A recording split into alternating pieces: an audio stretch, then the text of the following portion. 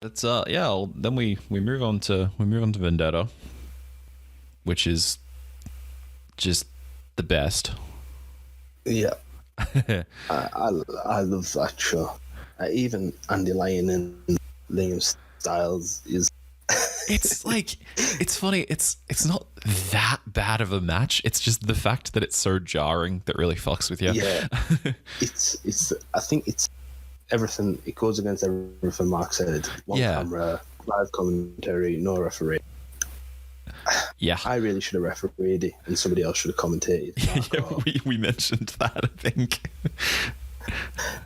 But the guy that I said, if I could do a live commentary, Liam's brother was the cameraman, and I was stood next to him, and I said to him, I was like, if you referee this, I could walk around with the camera and talk. You could referee. I'm not doing that. I'm not going on the internet. I was so like, that was another brother of Liam's, was it? Referee. Yeah. Okay. That was his youngest brother. Okay. He used to wrestle as well. Like all Liam's brothers wrestled, and I wish we had some of mine and Andy Lyon's matches. They were so good. Yeah. Yeah. I think there was some on the Ning site. Why didn't he come down to? I think he just wasn't really that interested. Yeah, fair enough. Interested enough to do a match for Vendetta, though. Liam forced him to do that. Oh, okay. Liam was really disappointed that Swin didn't want to do that match.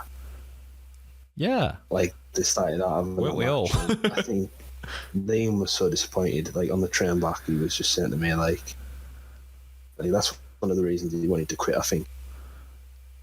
Like, we would come to these tapings and you'd have these plans for him, and then the ass would fall out of them. Yep. And it soured him a bit, I think. And the only matches he was having was against me, so it was just kind of like, well, we could do this at home, so why would I come all the way down there? We could have the same match at home. I guess that actually makes sense. But he was number one contender. Yeah, he was number one contender. Is he aware of that? He was number one contender, and Mark wanted to drop the belt. Hey, that's strange. Yeah, would he win? Did Mark say would he win the title or not? Would Liam have won the title? No, he hasn't told me that, actually. I don't know. All I know is he wanted to drop the belt, and then Liam was number one contender. But at the same time, he refused to fight Liam, so I don't know. Yeah. I think Liam refused to fight him as well. I don't even know. These arguments happened with people, and I was completely oblivious to everything. Yep. That was going on. Like, I was just like, okay. Like, I'm just gonna tune out now. Find that off third hand. Like, I wouldn't find that off Liam or Mark. I'd find that off Pete. And obviously Pete would dramatise it. I was gonna say Pete would probably embellish some things. Mark Prixon, Liam Styles. Almost like a shoot, like a news site. A big backstage brawl between Liam Styles and Mark Prixon. Like, what are you on about? Just tell me what's happened. And then Liam would text me and be like, "Oh, me and Mark just had a disagreement. I don't think I'm coming back." And then that would be it. It was just a disagreement, but Pete made it out to be this otherworldly argument. Of course.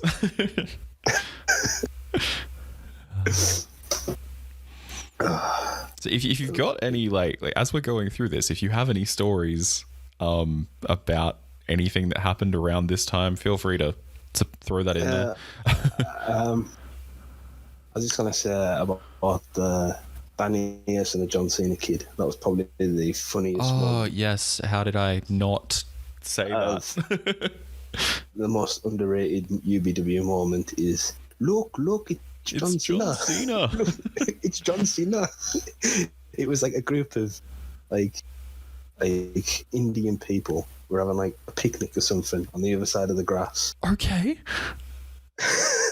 And this one little kid was just stood there. Mom, look, John Cena. Oh and my God. I think I And, was the and only thus a one that character heard- was born. I was the only one that heard it live. I was in stitches. I could not control myself. I don't even think Danny heard it.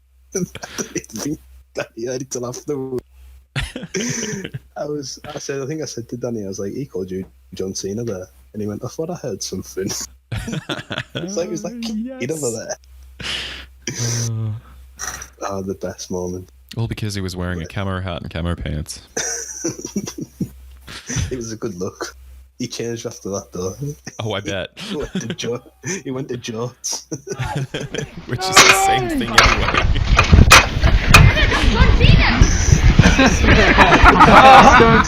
Oh, man. But I remember when we got to Vendetta, Pete had been up all night drinking for our hour. And we got there, and I don't know during the main event. So the main event was filmed first, Yes. then the tables, and then our. If you watch Pete during that main event, you cannot tell me he's not drunk. He is off his face. Yeah, the way that he's basically doing backflips and shit, like just overselling everything. And he's not even wrestling, he's just overselling everything. I think I was cameraman, and I think I videoed him at one point. I was just like, Pete, what are you doing? Everyone's laughing at him. I'm like, yeah, you guys are laughing, but I've got to wrestle him in like an hour. Yeah. Like, he's not going to be funny when he kills me. No. So you guys went on after the tables match? Yeah. And proceeded to do a better table bump than the tables matches. Three bumps. We always had that planned, that table. Yeah. But we didn't. Yeah, obviously, never told anybody what you were going to do because you wanted the surprise. You wanted the reaction. You wanted the surprise. Yeah, which is how we got thumbtacks in every match. Yeah. When you're watching their matches and you're thinking, we've got table bumps like that. Oh, we're using thumbtacks as well. Yeah. Oh shit! They've done that, and you change little things in your head, and you think, well, we could do that instead. And me and Pete, Pete, he was just like a broomstick in that one. I was just like, listen to me, we'll have a good match. And it's so good. It was, yeah. I had, I don't know if we got a photo of it. It was on the Ning site, I think, and I had a gash in my finger, and it goes from like my knuckle up to my finger. Okay. And when I hit him with the cheese grater? Yes. I hit him and it snapped, and a bit of the metal, ran right down my hand when the plastic snapped. Oh, ouch. So it was just piss and blood the entire match. So when I grabbed my finger, I'm just trying to get it to stop bleeding. Okay. And it's absolutely pissing with blood. Damn. Like, it never stopped until I wrestled Dave as the Freak. It was just pissing with blood.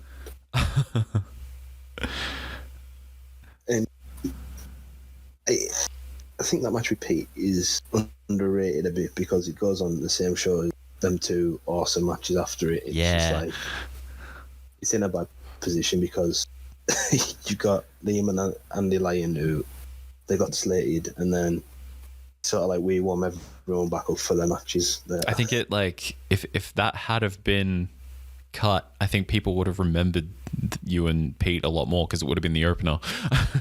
Yeah. Yeah. Yeah, I think the stuff that we've done in it, like the Germans. I think Pete should have just stuck to it. It was almost like a Brock Lesnar before Brock Lesnar invented Suplex City. That's what I thought Pete should have been. Yes. Took no shit and suplex people and that would have been so much better.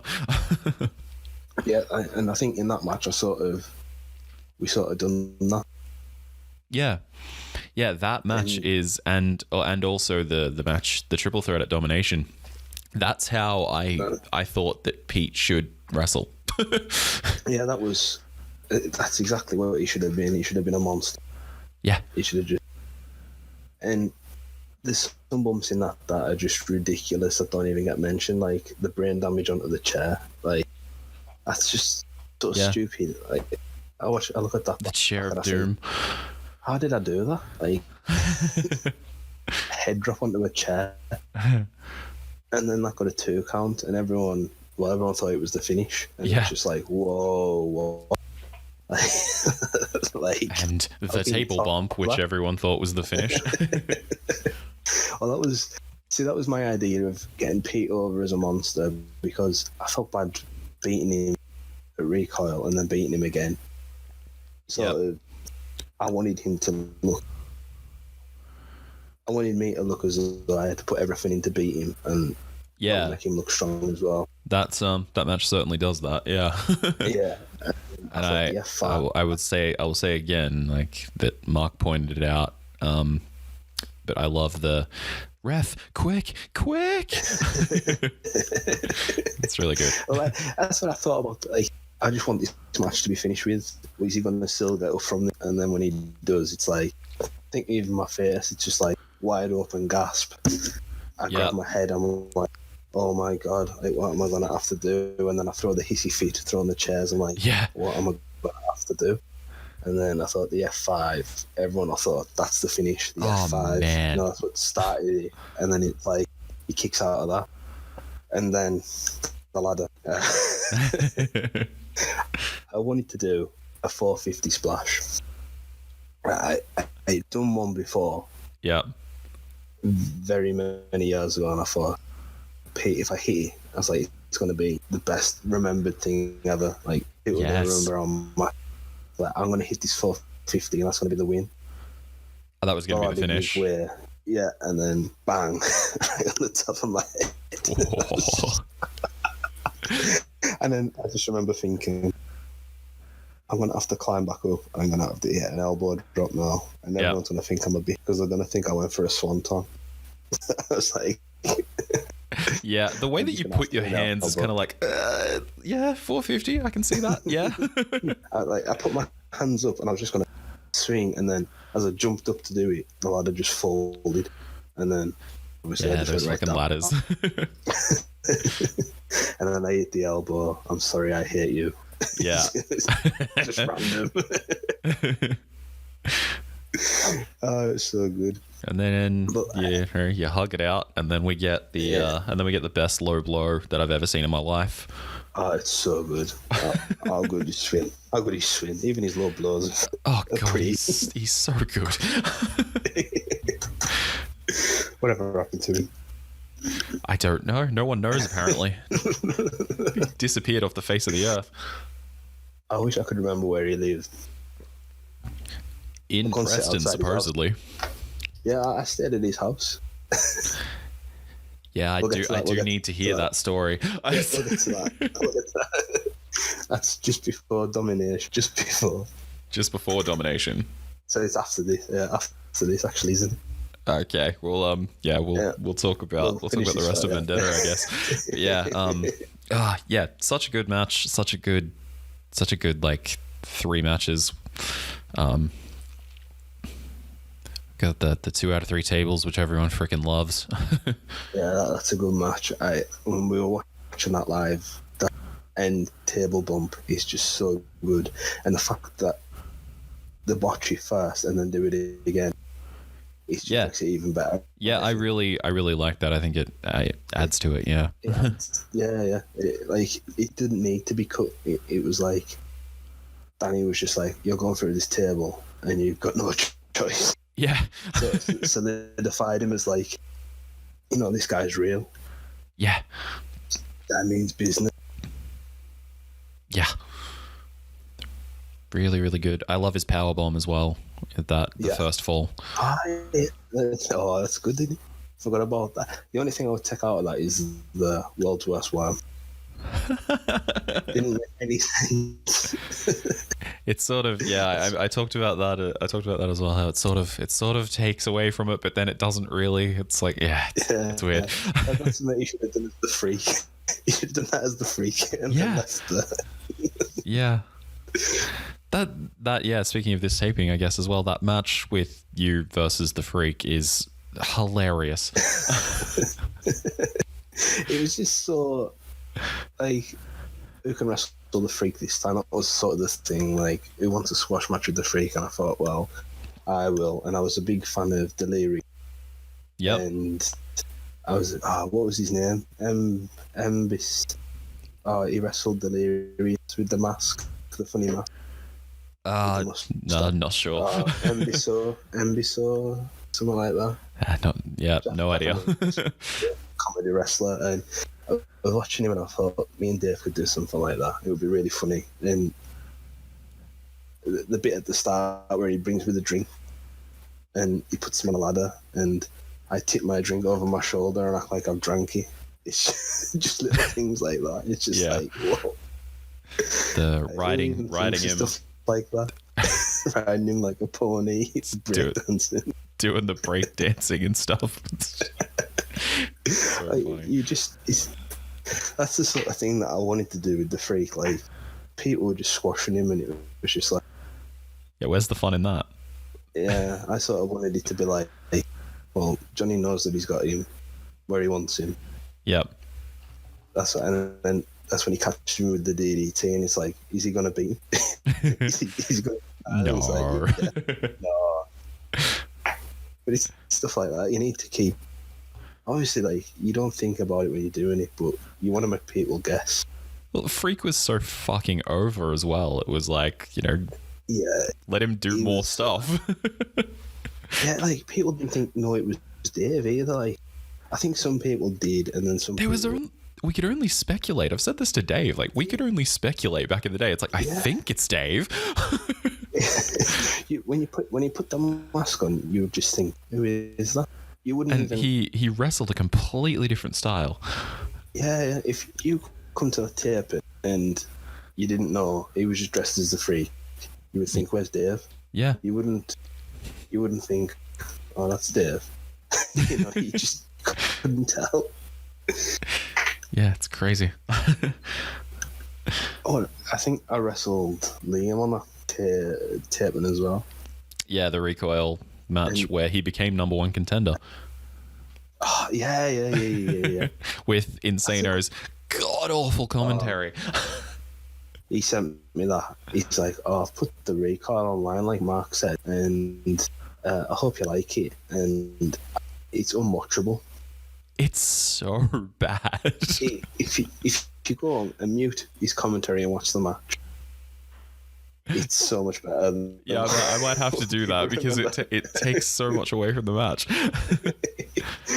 Go back. We do so many good stuff in it. I will ask that now, actually. Like, in terms of UBW, because obviously you've had shitloads of matches with Liam, but in terms of UBW, what is your favorite Liam match? The one I had with him, probably on this taping. That one with the shitty commentary?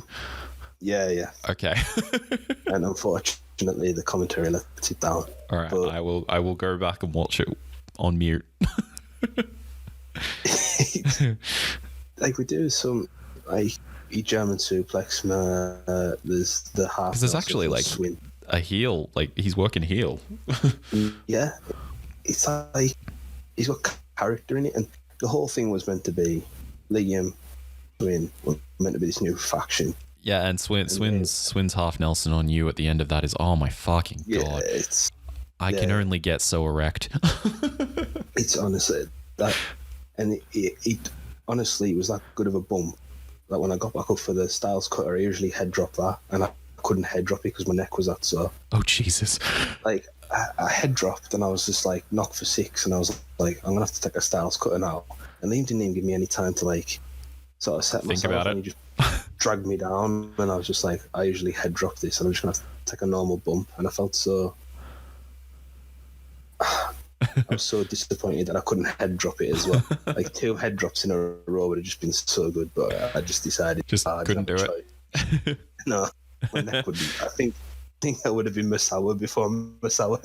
I really do think that would have been the end. Jesus. But the whole thing was, though, it was meant to be Liam, Swin, and Pete as a faction. Yep. And Pete was going to be forced to join them. Oh, okay. And that was the whole thing of Liam saying to me in the beginning of our match, lay down, join us sort of thing. Yeah. Like, do what's best for UBW, do what's best for... He wanted to call his... Absolute, I think it was. All right. And they were going to take over UBW, like the top dogs of UBW. It's not a bad little idea. And then they were going to force Pete into it, and Pete was going to be like their muscle. Then you want to have Swin as a technical guy and Liam as the leader. Yeah. Which, I mean, Liam couldn't do a promo, but it maybe would have worked in that scenario with three of them. Sort of like... Yeah, you would have needed a mouthpiece with those three. Yeah. Well, and the whole thing was, I think going into Domination, it was Liam and... It was meant to be the triple threat and then that, and I think Provy was supposed to be Liam and Swin versus me and Pete. All right. So, and then they would force Pete to turn on me, and then it would have been like them getting in Pete's head, and then eventually Pete would turn on them, and it would be a big blow off between Liam and Pete and Liam and Swin. So it would all break down. Yeah, okay. Once Pete had enough. It was a good storyline, but obviously you can't book a month in advance when Liam's and Swin's involved. When you don't know what Swin's going to do, and you don't, and Liam's quitting, and yeah, it was just, that would have been such a good storyline though, and it was going to be like me trying to convince Pete that they're using him, and me and Pete have another match, and then it leads to me and Liam, me and Swin again, and it would have been... So you had like little... I think that's sort of where the clicks came from, because we would book things and then somebody else would book things, and we all... Yeah, you needed to actually have a... sit down and have production meetings. Well, that's the thing, like, you were booking me, Liam, Pete and Swin. That's 4 people off the roster. And then there's another 5 that have to book between themselves, but that would have worked because you could have just swapped and changed everybody in feuds. Yeah. And then swapped everyone around after that, and then it would have been fresh again. Yeah. Whereas we blew our load too early with, you do this match and then we'll do that match next month and then that match next month. we should have just dragged everything on and then dragged it on. Yeah, more of a slow burn. Eventually, yeah, we did eventually, but we should have done it. Yeah, but then by the time you started to do that, it was over. Yeah. The BCW. All right. So, what else? Where we were at? We were at Vendetta. So yeah. So Max and Mark have their match, and that kicks all kinds of ass from a story perspective. I love that match so much. It's just the finish where he hits the 3 pain games, and you still think he's going to kick out. Yeah. You still think the heel. Well, Mark, obviously they're both heels, but you think Mark's got more of a way to come back. Yeah. If he leaves, you think, well, Mark will come up with a way to come back because he's sort of like that sort of heel. Yeah. This is my company. I can come back. yeah, sort of thing. Yeah. Like, I make the rules. Yeah. I didn't sign the contract, and that would have been cool in its own right. Yeah. But then when Max gets beat, and everyone's like, "Wow, you've just..." And then he gets the big goodbye, and like, wow, he gets the big goodbye and doesn't get the Jericho Michaels ending. That's what should have happened. He should have hit him with the belt. He should have hit him with the belt. Pain game. Low pain game. Either way. I love in that match as well how Mark celebrates winning the belt. Like Shawn Michaels at WrestleMania, he's like the boyhood dream has come true. Yeah. It's like so good as a cocky heel just to be like, oh yeah, I am the champ now. Yes. I just like one of my favorite bits of that match is just like that he's so delusional that he hasn't even really thought about the fact of, oh shit, this is my career. When he's gonna walk out, it's like goodbye. Yeah, see ya. Oh, it's so good. It's such a good match. I was on the camera in that match, and I just remember. Yeah, Mark sent me the footage of your camera to watch, like just the little bits that got cut out, like talking to Max, telling him to breathe, all of that kind of stuff. Yeah. It's like that match.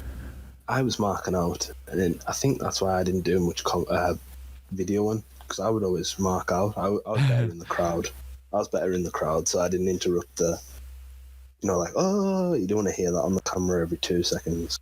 So I think it was better me sitting in the crowd going, whoa. Yeah. But yeah, I love that match so much, and I think that's another one that's very underrated.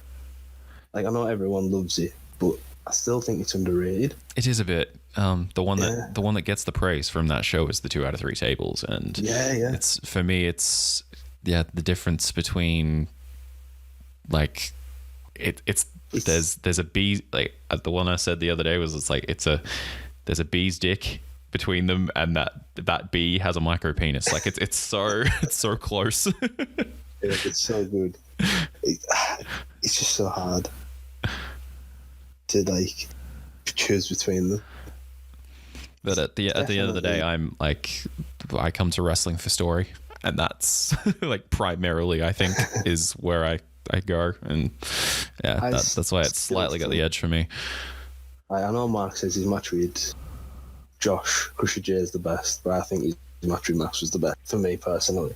In terms of his singles matches, yes, I agree. Yeah. Like 100% his best match. Same with Max. The Dave one maybe push it a bit, but I think it's Max's best match as well. Yeah. It's the finish to it that makes it so much better than the Dave one. The best spot is the coming off the ladder with the elbow, and he's straight into the cross arm breaker, and I'm like, oh yes. Yeah. It's so good. It's so good. Like proper Japanese style. It was so good. Yeah. And we know it's hard hitting because Mark's, yep, that's Max and Mark in one word. Max didn't pull his punches, so we know it's hard hitting. Yeah. I remember the first time when Max hit me at Salvation, I was like, woof, that was a good shot. Yeah, I imagine it probably didn't bother you at all. No. I'll take anything now. All right. So, so I guess we move on to Domination. Everyone's favorite. Yep. Well, before that, me, Swin and Pete were going to RWL. This is the Swin story. Yep. It's the best. Yep. So, look forward to this. I tried to convince, we're doing this double shot for RWL. So 3 shows over 2 days. Yep.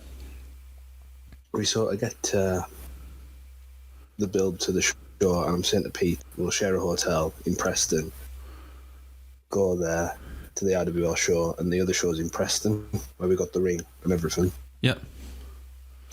And then Swin was like, oh, just stay at mine. I'm like, oh, okay then. Then. Cool. Yeah. But this was just, he was sort of like, he was no Sean, then he was coming, then he was no Sean, then he was coming. I didn't want to go down there and then be stranded. You know what I mean? Understandable, so yes. Like, I hope Swin shows, and I thought, well, Pete's coming, so if Pete comes, we can just find a hotel. Yep. Somewhere to stay. Yeah, at least you've got Pete there, yeah. It's on the day, and Pete goes, I can't make it now. I can make tomorrow, but I can't make today. I was like, oh, wicked. So I text Swin. I was like, I'm on my way. I was like, it's just me. No reply. I was like, my train arrives at, I think it was 3 o'clock, 4 o'clock. I was like, my train arrives this time. Are you meeting me at the train station? No reply. Uh-huh. I was like, oh shit. Ringing him. No reply, no answer. I was like, this is fantastic. Train arrives in Preston. I think I ring him 22 times. Fuck. I text him 5 or 6. I was like, I'm stranded. Like, I'm just going to have to stay at a travel lodge. Yep. And then I'm sort of sitting outside the train station and I just hear, Jonny, I'm here, mate. I turn around and then Swin's there. Just like, all right, mate. I was like, Swin, I've been ringing you. I know, mate. I don't answer no phones. What the hell? So, okay. And I was like, man. So I didn't think you were going to show. And he was just like, oh, well, sure, mate. I'm always around and all this. I was like, all right. It's like, do you want food? I was like, yeah, you'll go for food. And then I said, where do you want to go? And he was like, oh, we'll just go in this chicken shop here, mate. I'm like, okay. Went in the chicken shop. We went to the park, Avenham Park. We had our dinner. Yeah. And then I said to him, I was like, what do you want to do tonight? And he was like, oh, we can do whatever. I said, there's a pub around. We'll go to a pub. And he was like, yeah. There's a pub down the road from my house. We'll go there. I'm like, okay. So we go to his house. I drop my bag off and everything. And we're in his room. And he goes, oh, look at all my wrestling DVDs. And he showed me all these DVDs and that. And he said, oh, do you smoke weed, mate? I went, oh, no. I said, I don't do drugs or anything. He's like, oh, have a look at this. This is well cool. And he pulled out this shoebox, and it was ginormous.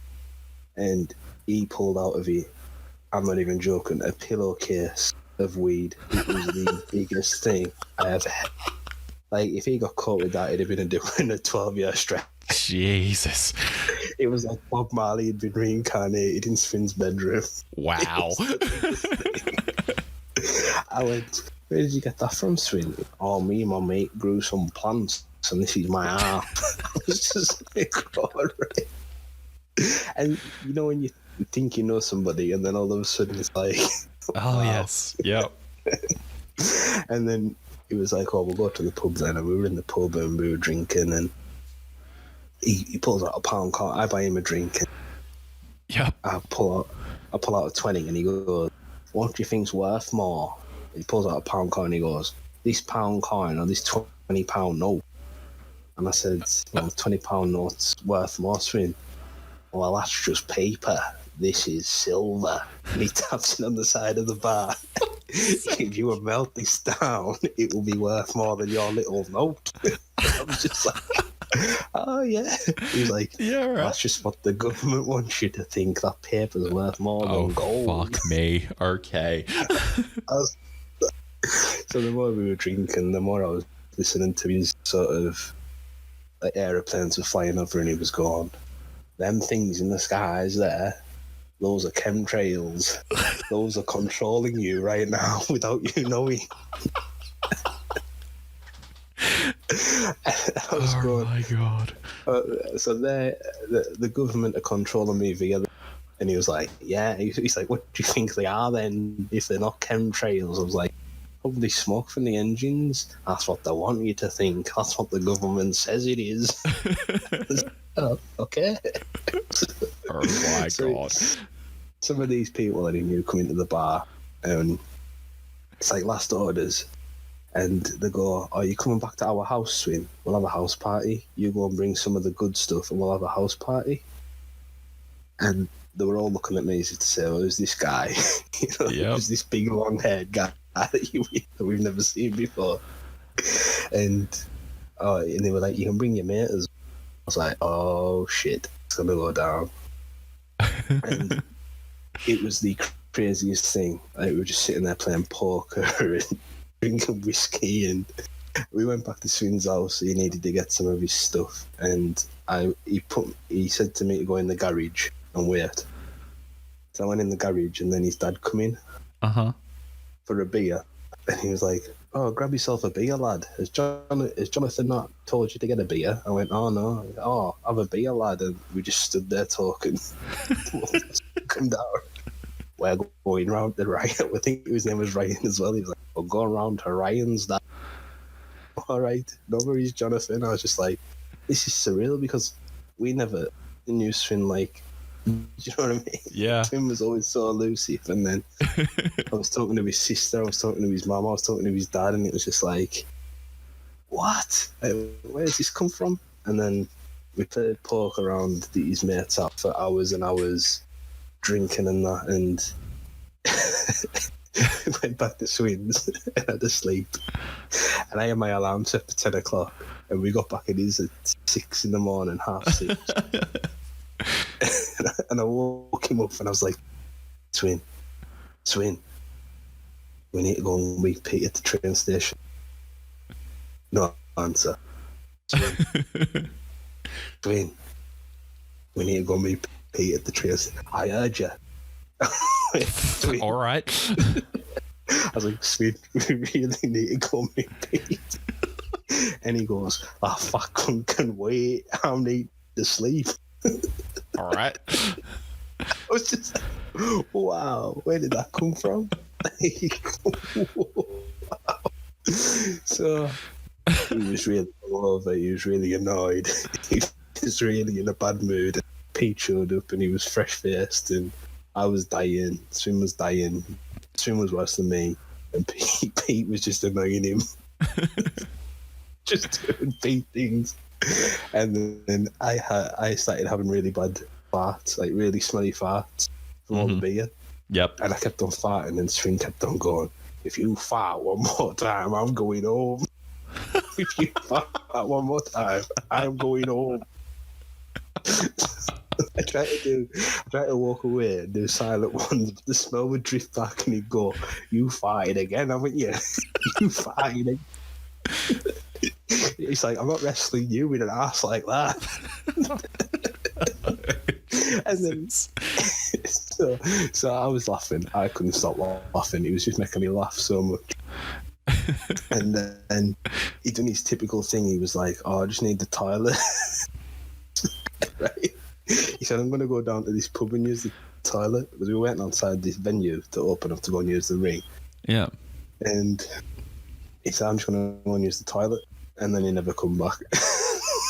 Oh, fucking hell. And then I got a message like 2 days later. I had to go home. Head was banging. Sorry. Figured that. I was just...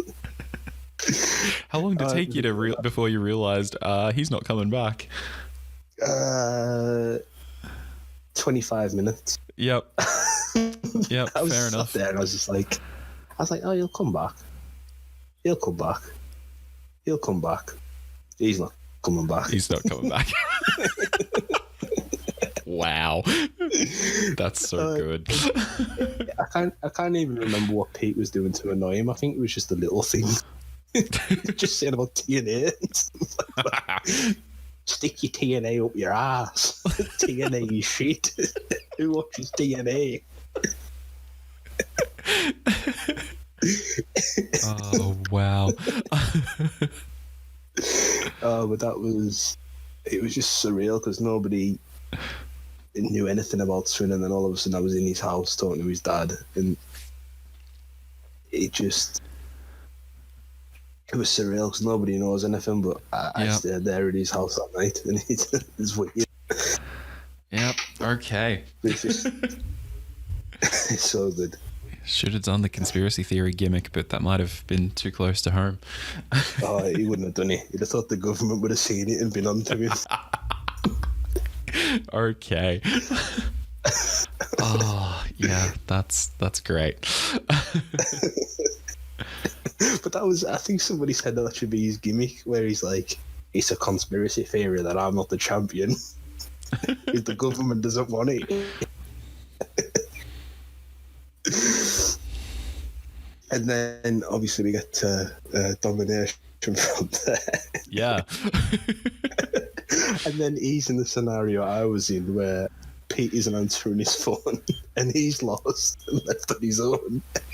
And then he's not happy. He's like, if you don't tell me where I'm going home. I'm going home.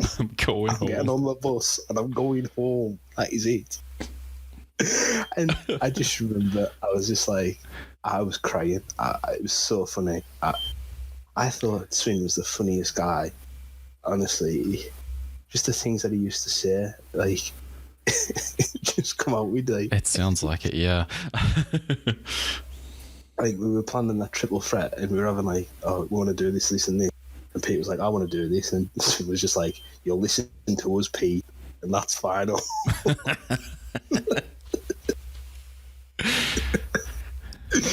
It's such a good match. Good. Yeah, it's really good. I just think I don't know if you go back and watch it, but you can hear me laughing at the start. And that's because I've just got the case of the giggles from Swin. Oh. When we're doing the tandem move, yeah, I do the elbow, he does the elbow, whatever. Yep. I think he does the moonsault, and I'm doubled over laughing. I just had a big fit of the giggles because of Swin. I just think he's the funniest guy. Everything. But that tape, it was doomed from the start. Oh yes. We arrived at the train station. I think I was there first. Then Dave, Danny, and Mark, and then obviously Swin come later. I just remember we have to walk like 50 miles to this taping place. We had no tar, and I said, I'll pop in this shop, B&Q. I was like, I'll pop in this B&Q, I'll go and get a tar. And it was £20, and I was like, this is going to be ginormous, this is going to be amazing. So we're just walking, and we're talking, and having a good crack, and the next thing, we get there and we're setting up, and I rip this tarp open, and it's about 2 foot. Yes. By 1 foot. Like and that was 20 umbrella. Quid.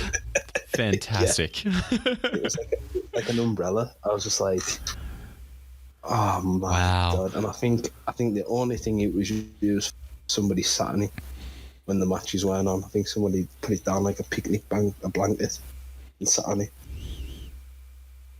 Yep. I think that's what it was used for. All the bags. So they didn't get So you should have wrapped someone up in it, but might not have actually wrapped anyone up. Wrapped their ankles, maybe. Nothing else. Yeah, but that was just doing from the start, like. And then when nobody else showed up, there was meant to be, I think, Alex, Hart, Rye, this guy called Tank.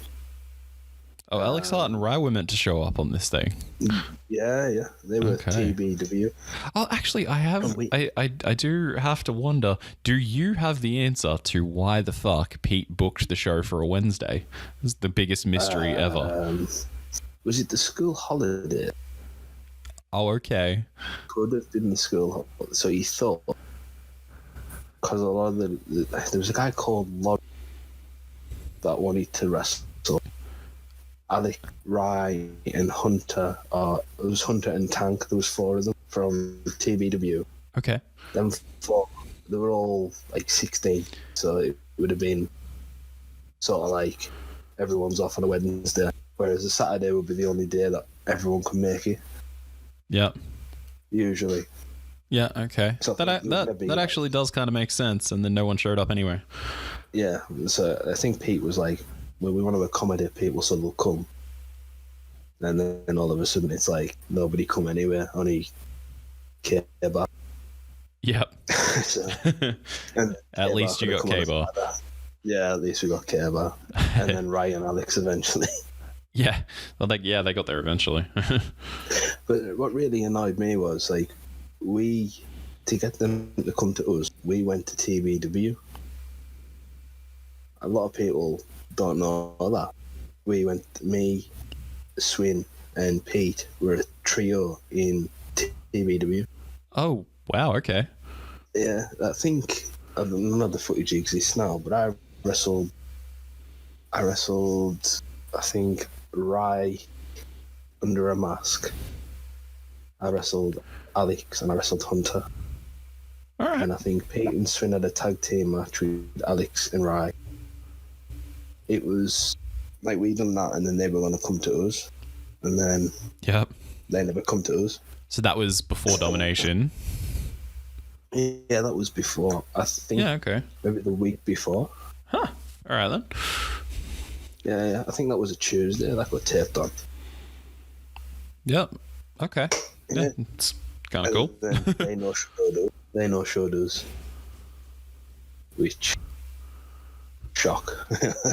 Yeah. You know. Did you ask them where they got to, or? Well, I never. See, that was always Pete's. That was always Pete's side of it, yeah. I didn't really want to get involved in bringing new people in because I didn't want fair them enough. to disappoint. Like, I always felt bad bringing Liam back. It was always me saying, "I'll come back, give it one more chance," and then it became a meme sort of thing of, "Oh, Liam's gonna get," and I didn't want to be that guy that's bringing people in and then going, "No, I'm not coming back." Oh, yeah, that's fair. Let that be someone else's problem. Yeah. And I mean, like, I got along really well with Alex and Ryan, but I wanted them to come to a few shows before I sort of took them under my wing, sort of thing, and looked after them. Yep. Okay. Cool. And then what happened? I mean, the triple threat, like, it's just I was going to say, do we talk about Domination now? It's the day of days. Murphy's Law of the show. There's still more to go. I've still got more. Yeah. It was the worst day of my life. Really?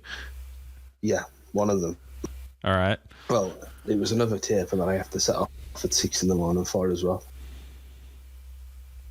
So I had to set off at 6 to arrive there for 11:12 because the trains from Whitehaven, they're like every hour. You have to travel an hour to get anywhere significant. So it was kind of like you had to set off early, so I was knackered anyway, and then I had to come back that day because the day I was meant to be having a meal, and the meal was at 9 o'clock. And if I set off at 3, I arrived back for 8 to be ready for a meal at 9. Yep. So anyway, we have our triple threat and that, and it's a good match, isn't it? Oh yeah, it's so good. So how were you after hearing that that Champagne forgot the belt? Oh, he told me when I was on the train, and I was just like, I wasn't bothered, you know. Yep. It's just, well, you would have won the title. I would have won the title. Looking back, I was just like, I was disappointed, but it worked out better, didn't it? It did from a match standpoint, and from a character standpoint for yourself. Yeah, like, I mean, if I won the title, where would I have went? What would have been the? Well, you would have still been a face, so yeah. Don't know. Like, would I? But then you would have had well, you might have had Danny from there. Yeah. Danny still would have been a heel, so that dynamic would have been different. Yeah, maybe. I didn't even. Yeah, I didn't. Different universe. Yeah, in an alternate universe where Champagne did not forget the belt. Yeah, I'll never forget. He just rang me and he was like, "Jonny, I forgot the belt." You are? I was like, I was still half asleep. I was like, "You are?" I've left the belt at home. You fucking what, mate? I was just like, oh. care. Are you bothered? I was just like, well, no. Huh? I didn't know what to say. I was like, no. Yeah, how do you respond to that? I was just like, no, it's fine. And I think he tried to get somebody to bring the belt to him. Lisa, maybe. He tried to get Lisa to bring the belt. Yeah, he mentioned that on the Chronicles as well. I do not blame her for saying no. Not at all. Like, completely rightfully so. All that way with the title belt, like, no. So that, I think, in a way, it ruined mine and Mark's match in regards to, you obviously knew the belt wasn't going to change hands with no belt there. Yeah, there was that. That's sort of the kick in the teeth of whoever faced it. They weren't going to win the belt. The belt just you're not going to have a it's almost like a filler little match. yeah. So like, the title's on the line, but the title ain't here. It's back home. Back home with my mantelpiece. Yep. Whoops. But that match is decent. It's not fantastic, but it's decent. The thing is all like, the stuff you do in it, very good. Yeah. We had so much planned for it. Like, I think when I was climbing the ladder, I was going to hit a tornado DDT or a axe handle or something, and then the next thing I just see K-Bar running over. Yeah. And he pulls me from the ladder, and I'm like, oh shit. Was that a slow motion moment? Yeah, I was like, oh shit, this is 10 minutes too soon. We've still got like loads of stuff to do. And then Dave runs in. Which is obviously why you kicked out. Like, yeah, Dave sort of panics and he's like, oh no. And I was just, all the while I'm like, oh no. Like, no, I'm not winning the belt. The match is only going to last 3 minutes. The biggest jobber ever. I still say it might not have looked that bad, like, because that pain game that he hits on you after that interference is so good, and it's like, yeah, you just had a classic in the opening contest. It's like and you've had the interference. Like, you wouldn't have looked too bad. Yeah, but I just couldn't. Yeah, I understand that as well. I wanted to get some more shit in. Like, I wanted to get more in. So it wasn't a total fucking waste. Yeah. And then all of a sudden it's like, we should have just ended it there, and that would have been it, because it would have made more sense for me to turn on Dave if I didn't fight back, and yeah, it would have. But then the interference is still enough.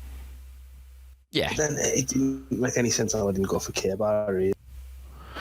Yeah, there's that storyline of K-Bar interfering just sort of doesn't go anywhere. Yeah. Like, I really should have just been like a tweener. Like, I should have fought K-Bar on the record.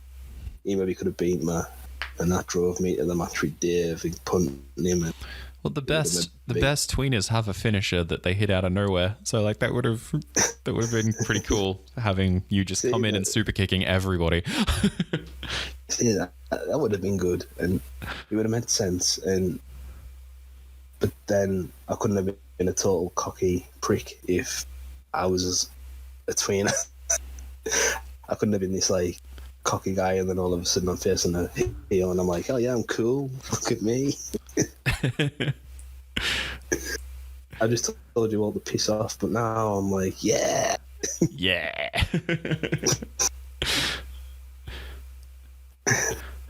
But yeah, so keep telling me about this day then.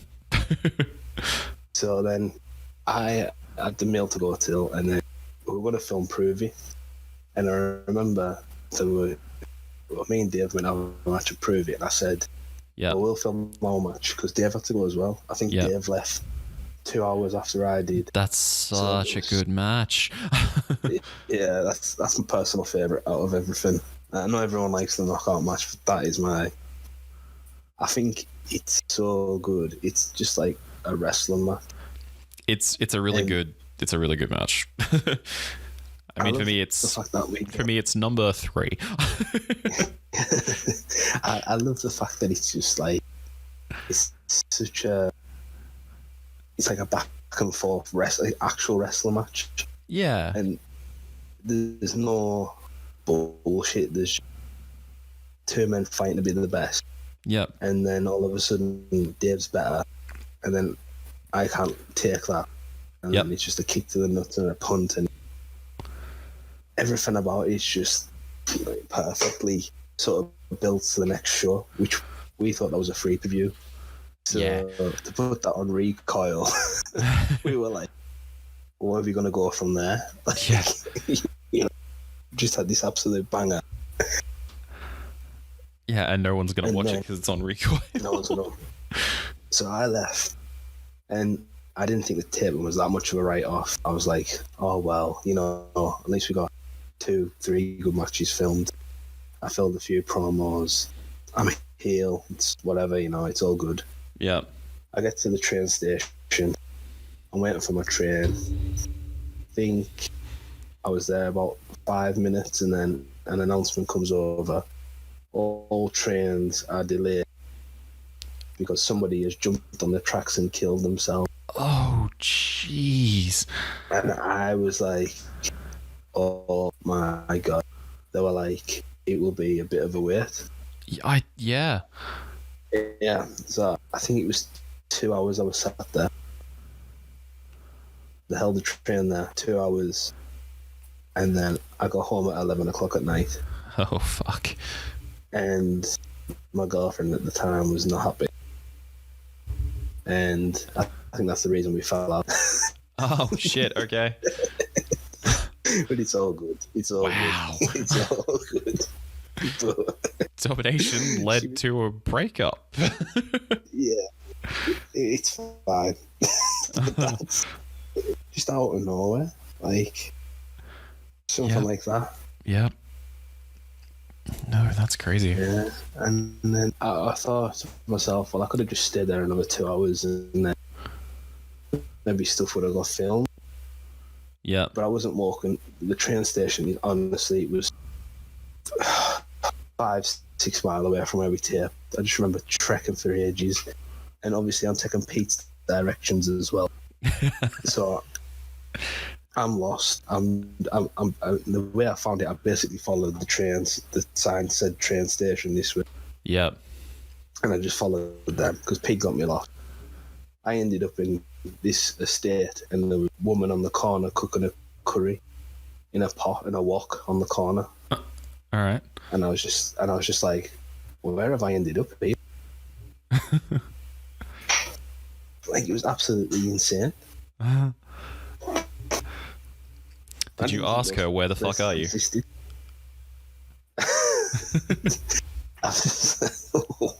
Am I in New Delhi or Leeds? Like, who's cooking a curry on a corner in England? Yeah, that's a bit strange. I was so scared for my life. It was like something off a gangster film. Jesus.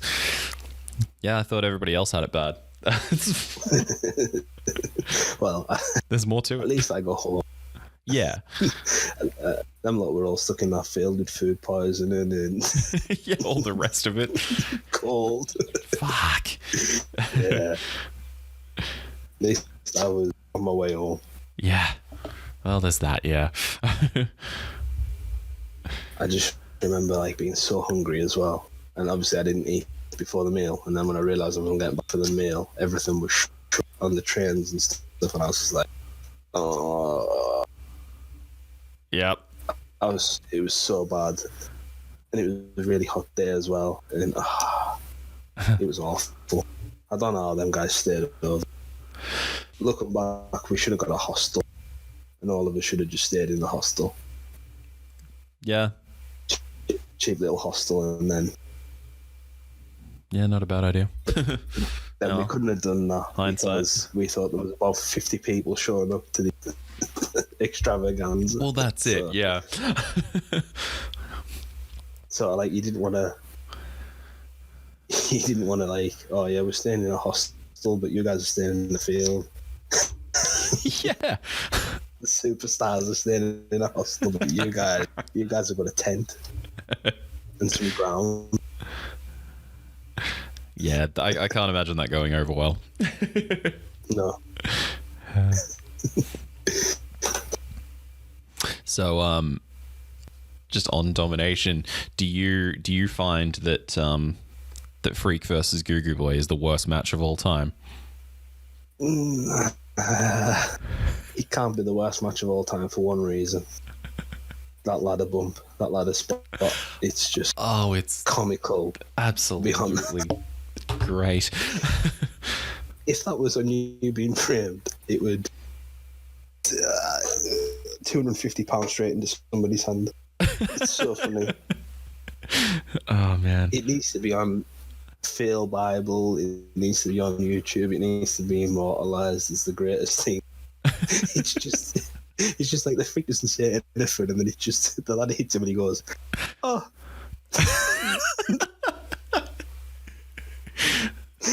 And I know it must have hurt Dave so bad. Oh yeah, I'm sorry. The funniest thing I've ever seen.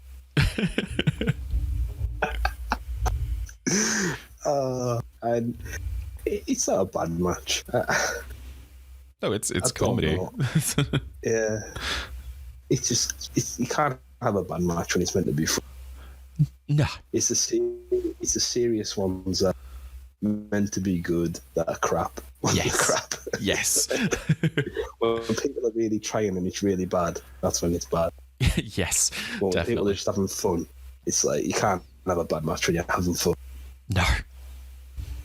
But sorry. I was just going to say the main event. Yeah. I think the peak with the 2 out of 3 tables. Yeah. Yeah, the 2 out of 3 tables is definitely better. The last man standing is a good match, but yeah, I think they've done too much in the tables match. Yeah. Like 3 table bumps, and you can't top it with just one of the next month. No. Yeah, that finish is still great though. Yeah, it's awesome. Yeah, it's really good. Coming off that wall with the alarm going off and everything. Well, when they climbed up and the alarm went off, I think everybody looked at each other like, did they set that off? we thought the feds were going to come in. Just going to do that. Shut you down. Like, luckily it was just a random alarm. Yep. Just very well timed. Yeah, I'm pleased that I got to work Dave after that, and because if you look, UEW at that point was just random match, sort of like on the undercard. Yeah, and then after that, everyone got a direction. Yeah, following. I think that's why it's such a well-remembered show, because that's the show that everything. It all turned around from there. This is the roster. We're not going to bring anybody else in unless they prove it. And then it's just going to start. We're just going to focus on these 6 guys, these 7 guys. Yep. Go for it. You know what I mean? And yeah, it worked out perfect for everyone.